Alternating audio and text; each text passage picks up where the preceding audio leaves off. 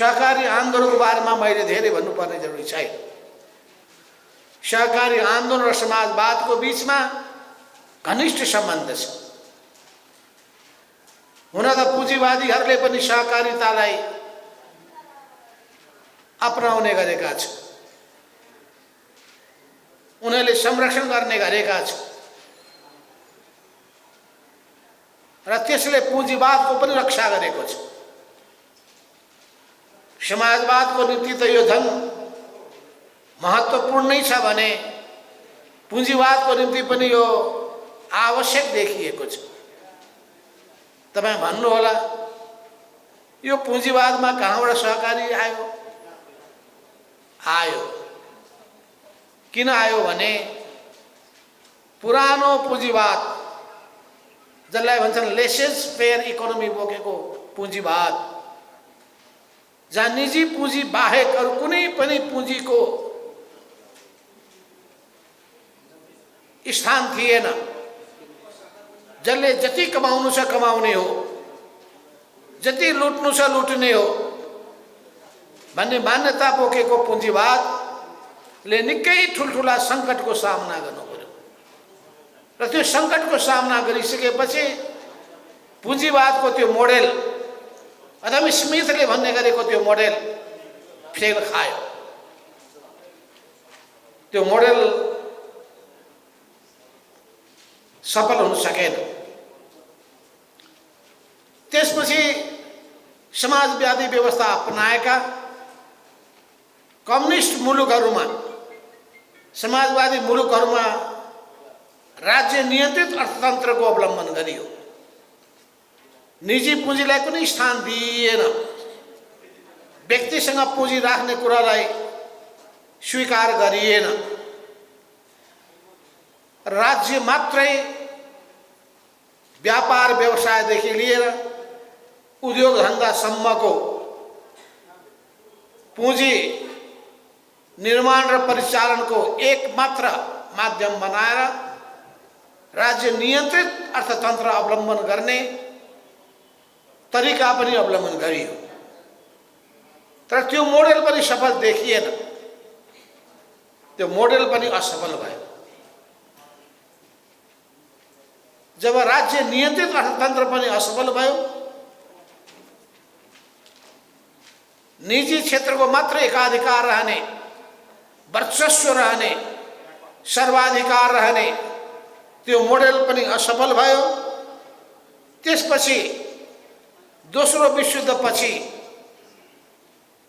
खास गरिकन पछिल्लो कालमा अर्को मोडेल आयो, त्यसलाई भन्छन् मिश्रित अर्थतन्त्रको मोडेल, मिक्स्ड इकोनोमी। मिश्रित अर्थतन्त्र भनेको राज्यको नियन्त्रणमा रहेको अर्थतन्त्र, सार्वजनिक स्वामित्व भएको अर्थतन्त्र र निजी स्वामित्व भएको अर्थतन्त्रको मिश्रण, दुईटैले मिलेर काम गर्ने यो मोडेल अवलम्बन गरियो। तर यो मोडेल पनि सफल हुन सकेन। यो मोडेल पनि सफल नभइसकेपछि अनि बल्ल तीन खम्बे भनेर तीनटा क्षेत्रको भूमिकालाई स्वीकार गरियो। समाजवादी देशहरूमा पिपुल्स कम्युनको सिस्टम सुरु गरिएको थियो, कलेक्टिभ इकोनोमीको सिस्टम सुरु गरिएको थियो र यो कलेक्टिभ इकोनोमी भनेपछि राज्य नियन्त्रित अर्थतन्त्रको सहयोगी भूमिका निर्वाह गर्ने र अर्को अर्थतन्त्रलाई उठाउन खोजिएको थियो। अनि यी सबै कुराहरूको सन्दर्भमा जब सहकारीको एउटा मोडेल आयो, छरिएका पुँजीहरूलाई एक ठाउँमा सङ्कलन गर्ने, सङ्कलन गरेर आम जनतालाई त्यसमा सहभागी बनाउने, यो सानो पुँजीको हिसाबले निम्न मध्यम वर्गसँग रहेको पुँजीहरू सङ्कलन गर्ने हिसाबले, उनीहरूलाई अर्थतन्त्रमा संलग्न बनाउने हिसाबले एउटा अर्को मोडेल देखियो। यी मोडेलहरूमध्ये कमसेकम केही देशहरूमा राम्रै ढङ्गले त्यसलाई लागू गर्ने काम पनि भयो। पुँजीवादी भनिएको जर्मनीमा पनि पुँजीवादी भनिएको इजरायलमा पनि, पुँजीवादी भनिएको जापानमा पनि यो सहकारी क्षेत्रलाई प्रोत्साहन दिन थाल्यो। हामी जनताको राजनीति गर्नेहरूले एकातर्फ जनताको सहभागिता भएको राजनीतिको कुरा गर्न थाल्यौं।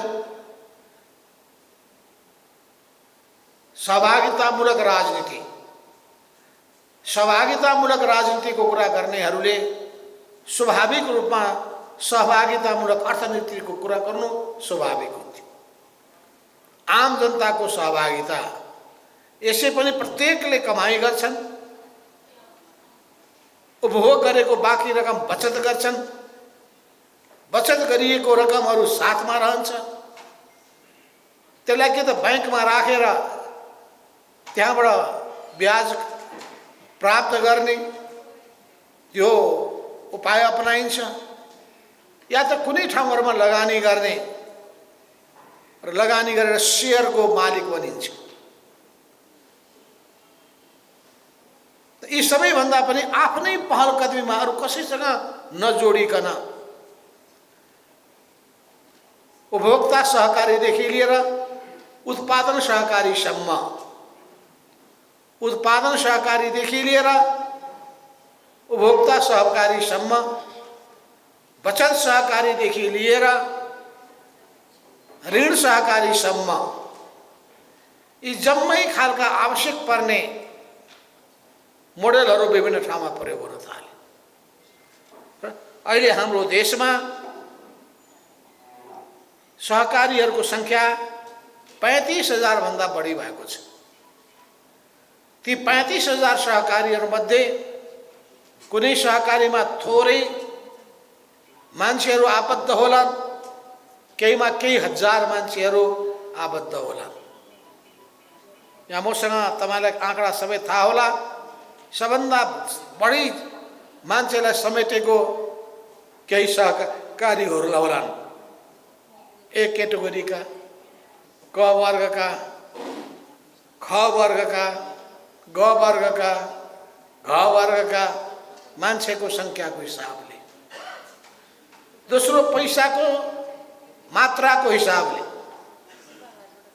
त्यो सबै चिज हेर्दाखेरि त्यसमा मानिसहरू मात्रै आबद्ध भएको संख्या निकै ठुलो देखिन्छ र 87 लाख भन्दा बढी मानिसहरू सहकारीमा जोडिएका छन्। यो निकै ठुलो संख्या र अहिले 19वटा विषयगत सहकारीहरू रहेका छन्। यसले रोजगारी पनि दिएको छ। 70,000 भन्दा बढी मान्छेले प्रत्यक्ष रोजगारी पाएका छन् र 4 लाख भन्दा बढी व्यक्तिहरूले परोक्ष रूपमा रोजगारी पाएका छन्, परोक्ष रोजगारीमा जोडिएका छन्। र सिङ्गो देशको अर्थतन्त्रमा पनि यसले अहिलेसम्म 18% हिस्सा यसले ओगटेको पाइन्छ र यो प्रतिशतसँग हामी सन्तुष्ट छैनौँ। हामी सहकारीको भूमिकालाई बढाउन चाहन्छौँ, तर सहकारीको भूमिका बढाउँदाखेरि तपाईहरुले सहकारी क्षेत्रमा रहेका विकृति र विसङ्गतिहरू, यसका उपलब्धि, यसका फाइदाका पक्षहरू एकातर्फ त्यसको विश्लेषण गर्नुपर्छ र यसमा देखा परेका विकृति र विसङ्गतिका पक्षहरू त्यसको पनि तपाईहरुले सङ्कलन गर्नुपर्छ र विश्लेषण गर्नुपर्छ। ती विकृति र विसङ्गतिहरूमध्ये नेतृत्वमा पुगिसकेपछि त्यो आफ्नो पेवा बनाउने गरेको, परिवारको पेवा बनाउने गरेको, त्यहाँबाट अत्यन्तै धेरै एउटा अनेक नाउँमा तलब भत्ता सुविधा आदि इत्यादि भन्दै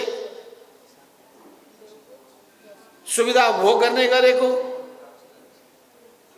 अनि हुँदा हुँदा 2 नम्बरी कामहरू पनि त्यही भित्रबाट गर्दै गरेको, अझै त्योभन्दा पनि अगाडि बढेर जम्मा भएको पैसा लिएर देश छोडेर भागेको। यी सबै चिजहरूका पक्षले गर्दाखेरि सहकारीमाथि प्रश्न चिन्ह पनि खडा भएको छ।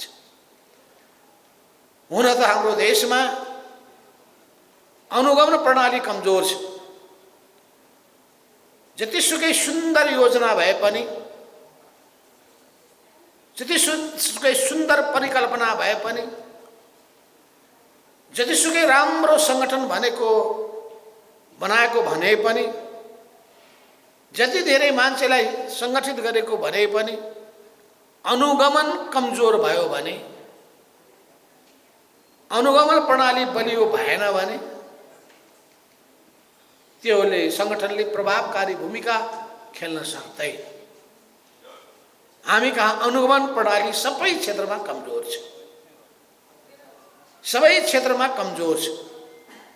जबकि हाम्रो शासन सञ्चालनको, संस्था सञ्चालनको एउटा महत्त्वपूर्ण कुरा भनेको अनुगमन हो।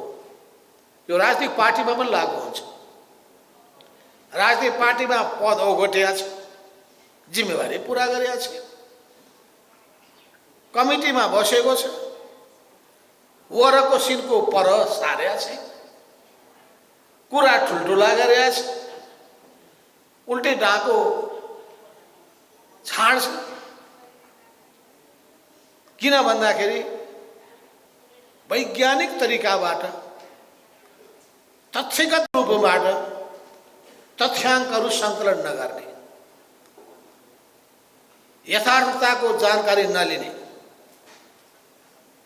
कतिवटा बैठक बसे, बैठकमा उपस्थिति भयो भएन, उपस्थितिमा छलफलमा भाग लिएनन्, जिम्मेवारीको बाँडफाँड गरिएन, जिम्मेवारी दिएन, जिम्मेवारी पुरा भयो भएन, भए वापत प्रोत्साहित गरिएन, नभए वापत आलोचना वा अझै गल्ती गरे वापत त्योभन्दा पनि सुधारका निम्ति कदम चाल्नुपर्ने र अझै त्योभन्दा पनि बढी कुनै भूमिका नहुँदाखेरि विदा गर्नुपर्ने काम भयो भएन। यी सबै कुराहरू हुँदैन। राम्रो गरे वापत पुरस्कृत, नराम्रो गरे वापत दण्डित। यो मूल्याङ्कन प्रणालीको महत्त्वपूर्ण पक्ष। यो मूल्याङ्कन प्रणाली सबै क्षेत्रमा लागू हुन्छ। राष्ट्र ब्याङ्कले अनुगमन गर्न सक्नुपर्छ। यो मूल्याङ्कन गर्ने कुरा कब सम्भव छ भने जब अनुगमन राम्ररी गरिन्छ। अनुगमन राम्रो गरेपछि अनि तथ्यको जानकारी हुन्छ, त्यसको आधारमा मूल्याङ्कन हुन्छ। अनि मूल्याङ्कन गरिसकेपछि राम्रोले राम्रोको जस पाउँछ, नराम्रोले नराम्रोको अपजस पाउँछ। यस अर्थमा सहकारी क्षेत्रको पनि हुनुपर्ने जति अनुगमन भएको छैन। धेरै मोडलहरू प्रयोग गरिए, जनतालाई समावेश नगर्दाखेरि हुने नोक्सानीहरू, केन्द्र मात्र हुँदाखेरि तल्लो निकायलाई नजोड्दाखेरिका नोक्सानीहरू, अनि तलको निकायमा अधिकार बाँड्दाखेरिका अर्को समस्याहरू, अधिकार दियो समस्या छ, अधिकारको केन्द्रीयकरण गर्यो अर्को समस्या छ। त्यसैले समस्याहरू जहाँ पनि हुन्छ, समस्या देखेर आत्तिने कुरा गर्नु हुँदैन। जहाँ समस्या छ त्यहाँ समाधान पनि छ। समस्याको समाधान निकाल्न सक्नु पर्दछ। त्यो समस्या अहिले पनि परिरहेछ। अब मङ्सिर 4 गते चुनाव हुन गइरहेछ, सबैलाई टिकट चाहिएको छ। अब टिकट नपाउने हो भने कतिजना फेन्ट हुने हुन थाहा छैन। भनेपछि चाहना हेर्ने हो भने आकाश पुगेको छ। त्यसको ग्राफ हेर्ने हो भने कहाँभन्दा कहाँ पुगेको छ। सबै मान्छे एकदम काबिल भएर आएका छ। को काबिल छैनन्। यो छुट्याउने आधार हामीले बनाउन सकिरहेका छैन। नगरे पनि हुन्थ्यो नि दावा भन्ने मान्छेले पनि झर्को दावा गरेका छ। उठेर 2 कदम हिँड्न सक्दैन, बिचरा बुढो भइसक्यो, तै पनि मर्ने बेलामा एकचोटि त पाऊँ। अरू केही भएन भने नामसम्म त्यहाँ टाँसिन पाऊँ, के होला?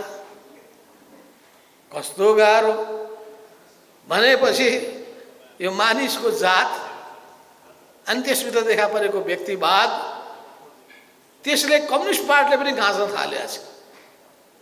काङ्ग्रेसमा मात्रै होला समस्या भनेको त कम्युनिस्ट पार्टीमा पनि देखिँदैछ। भनेपछि यो सबैको समाधान खोज्नै पर्छ। समस्या विहीन कुनै पनि चिज हुँदैन, तर कम समस्या देखा परोस्, अधिकतम समाधान हुन सकोस्, आएका समस्याको समाधान खोज्दै अगाडि बढ्ने हो। समस्या देखेर आत्तिने कुरा पनि आउँदैन। त्यसो हुनाले सहकारिताको क्षेत्रबाट समाज समस्या खडा गर्यो भनेर सहकारी क्षेत्र नै समाप्त पारिदिएर हुँदैन। यो निर्वाचन प्रणालीले समस्या खडा गर्यो भनेर निर्वाचनै भगाइदिए हटाइदिएर पनि हुँदैन। निर्वाचन नगर्दा मनोनयन सुरु हुन्छ, त्यसले समस्या। निर्वाचन गर्दा अर्को समस्या। समस्या विहीन संसारमा कुनै पनि चिज छैन। अति नगर्नु भन्छ, अति गरेपछि क्षति हुन्छ भन्छ। माग पनि अति गर्यो भने बिग्रिन्छ, खाना पनि धेरै खायो भने बिग्रिन्छ, खाँदै नखाए पनि सकिन्छ। त्यसो हुनाले ठिक्क गर्नु भनिन्छ।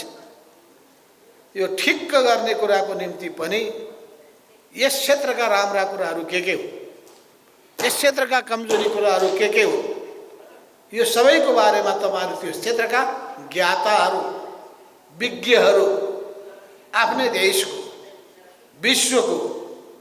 विश्वका विभिन्न देशहरूको अलग अलग अनुभवहरू होला। ती सबै अनुभवहरूबाट राम्रा कुराहरू सिक्दै जाने, कमजोरी कुराहरूबाट जोगिँदै जाने र यसलाई बेस्ट एक्जाम्पल, उत्तम उदाहरण प्रस्तुत गर्ने, त्यसमा आम जनताहरू त्यसमा जोडिन सकुन्।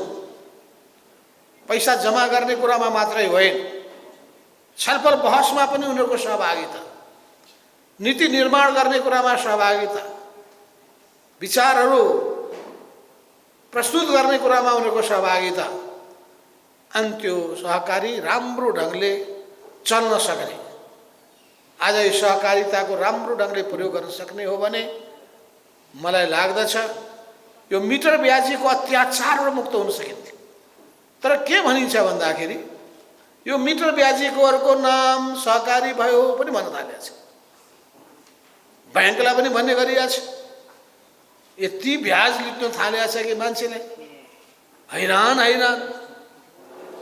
त्यहाँभित्र पनि ठगी धन्दा सुरु हुन्छ। त्यहाँभित्र पनि मान्छेलाई पुरै ब्ल्याकमेलिङ गरिन्छ। जसरी मिटर ब्याजीले ब्याजको पैसै लिँदैन, कतिपय सहकारीले पैसै लिँदैन अनि पैसा दिएन भनिदिन्छ। पैसा बुझाएको छ, रेकर्डमा चढाउँदैन। यी के छन् चिजहरू छन्, ती सबै चिजहरूलाई तपाईले राम्ररी खोज्नुपर्छ। सहकारी राम्रो ढङ्गले चलेका उदाहरणहरू पनि छन्, डुब्ने गरेको पनि उदाहरण पनि छ। त्यसो हुनाले केही प्रशासनिक खुबी पनि चाहिन्छ, व्यवस्थापकीय खुबी पनि चाहिन्छ, मार्केटको स्टडी गर्न सक्ने खुबी पनि चाहिन्छ, मार्केटको मागहरू थाहा पाउन सक्ने पनि खुबी चाहिन्छ, मान्छेको क्षमताको राम्रो ढङ्गले क्षमताको उपयोग गर्न सक्ने खुबी भएकाहरूको पनि खोजी र मान्छेलाई योग्य सक्षम बनाउनका लागि पनि तालिम दिनुपर्ने कुरा पनि। किन तपाईले ऋण दिएर मात्र पुग्दैन, ऋणको राम्रो सदुपयोग गर्नलाई सिकाउनु पनि पर्दछ। यी सबै कुराहरूको सन्दर्भमा हाम्रो पार्टीसँग जोडिनु भएका कतिवटा सहकारी तपाईहरु हुनुभएको छ? के संख्या छ अहिले?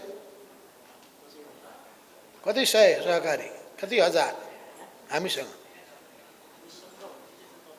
छैन। अब संख्या जोड्नु हुनेछ तपाईहरुले। यो सहकारीले राम्रो ढङ्गले काम गर्नलाई तपाईँलाई स्पेसल ट्रेनिङहरू दिनुपर्छ। हामीले हाम्रो छाप दिन सक्नुपर्छ। अरू पार्टीसँग जोडिएकाहरूले नराम्रो काम गरेको देखुन् मान्छेले, हाम्रो पार्टीसँग आबद्ध भएकाहरूले राम्रो काम गरेको देखुन् उनीहरूले। र त्यसमा म तपाईँहरूले राम्रो के गर्नुहोस् भन्दाखेरि सहकारीकै माध्यमबाट मेरो सुझाव छ कि एउटा मानिलिनुहोस् तपाईँले मेचीदेखि महाकालीसम्म पार्टी प्यालेस खडा गर्नुभयो, या एउटा खाजा पसल सुरु गर्नुभयो, या डिपार्टमेन्टल स्टोर सुरु गर्नुभयो केही नामको, समाजवादी सहकारी। त्यसमा खतरा जोखिम के छ भने हाम्रो पार्टीसँग नजोडिएकाहरू कोही पनि बजारमा किन्न नआउन पनि बेर छैन, खाजा नखाने पनि बेर छैन। तर हाम्रो एउटा सङ्ख्या यति पर्याप्त छ कि एमाले हुँदाखेरि मैले त्यो सुरु गर्न खोजेको थिएँ। एउटै ब्रान्डको देशभरिमा पसल खोल्ने, अनि त्यो पसलमा अरू आए पनि नआए पनि एमालेका सबै सदस्यहरूले किन्यो भने पनि गजबले त्यो चल्ने, त्यहीँ गएर मात्रै खाजा खाने र खाना खाने, र त्यसको क्वालिटी पनि राम्रो हुने, तर राजनीतिक कुनै आग्रह नपाल्ने, अरूलाई पनि स्वागत गर्ने। तर त्यसको निम्ति अघि बढ्ने स्थिति बन्न सकेन। त्यसो हुँदाखेरि मान्छे त्यहीँ गएर लगानी गर्न सक्थे, अनि पार्टी कार्यकर्ताको जीवन पनि धान्न सक्ने, खर्चहरू उनीहरूको उठाउन सक्ने। अहिले त सांसद छन्, सांसद हुँदासम्म 5 वर्ष 6 वर्षसम्म कसै गरी जीवन चल्छ। सांसद गएको भोलिपल्ट रत्नप्रसाद शर्मा हुन पुग्छ। थाहा छ रत्नप्रसाद शर्मा? जाजरको रत्नप्रसाद शर्मा सांसदबाट हटेको भोलिपल्ट मोमो पसल खोलेर बिक्री गर्नु परेको थियो, मोमो बेचेर जीवन चलाउनु परेको थियो। भनेपछि भोलिपल्टदेखि जीवन कसरी धान्ने, छोराछोरीलाई कसरी पढाउने, ठुलो समस्या। जसको जग्गा जमिन छ, उत्पादन छ, अरू आम्दानीको स्रोतहरू छ, उसले त एक ढङ्गले गर्छ। जो पूर्णकालीन भएर राजनीतिमा पुरै होमिएको छ, अरू केही पनि उपायहरू छैन, त्यस्ता खालका कार्यकर्ताहरूको जीवन कसरी चल्ने? यही प्रश्न अहिले पार्टीमा आबद्ध भएका एउटा समूहसँग जोडिएका नेताहरूले ल्याउनु। कमरेड, हिजो त हामी होल टाइमर थियौँ, हाम्रो आम्दानीको केही पनि स्रोत छैन, अब ती सैकडौँ मान्छेको जीवन कसरी चलाउने? कुरा जायज हो। यही समस्याको कारणले गर्दाखेरि 2051 सालमा नेपाल कम्युनिस्ट पार्टी एमालेको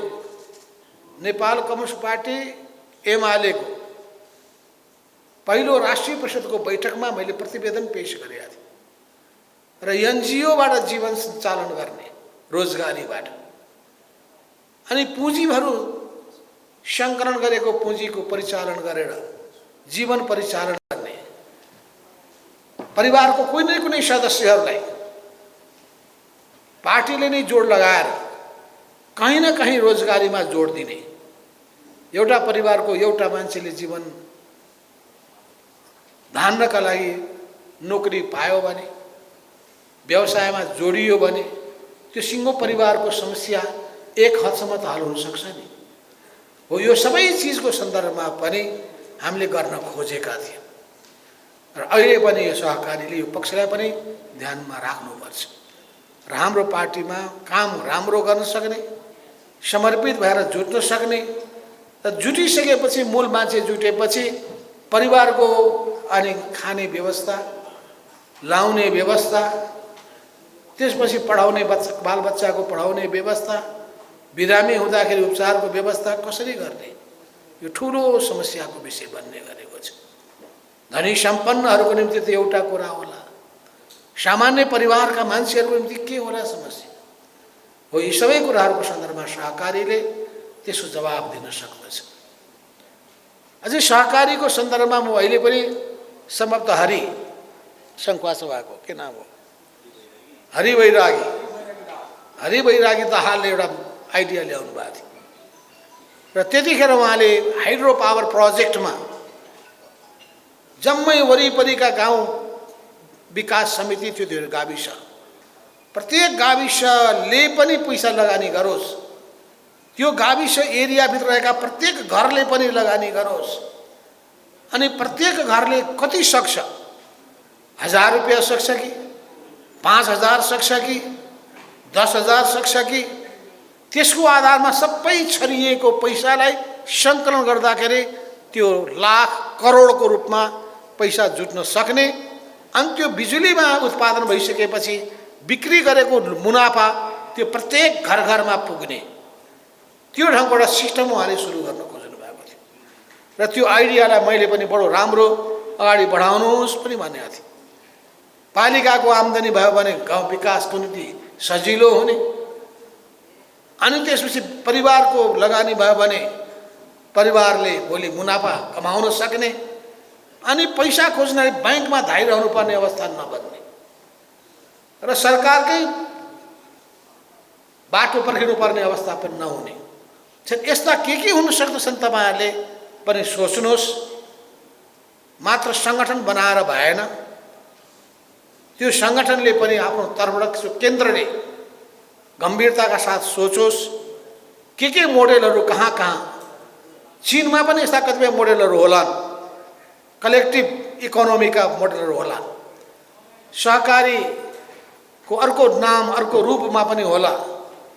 यी सबै चिजबाट अनुभव हासिल गरेर अन्तबाले त्यस्तो मोडेल नेपालमा लागू गर्नुभयो भने मलाई लाग्दछ एउटा महत्त्वपूर्ण योगदान नेपालको अर्थतन्त्रमा नेपाली जनताको निम्ति दिन सक्नुहुन्छ। म सरकार सहकारी क्षेत्रका प्रत्येक अभियन्ताहरूलाई आफ्नो क्षेत्रमा राम्ररी समर्पित भएर लाग्नुहोस्। आफ्नो आफ्नो सङ्गठन व्यवस्थित रूपमा सञ्चालन गर्ने काम गरेर एउटा नमुना काम गरेर देखाउनुहोस्। यिनै शुभकामनाका कुराहरू राख्दै म आफ्नो भनाइ यहीँ टुङ्ग्याउँछु। धन्यवाद।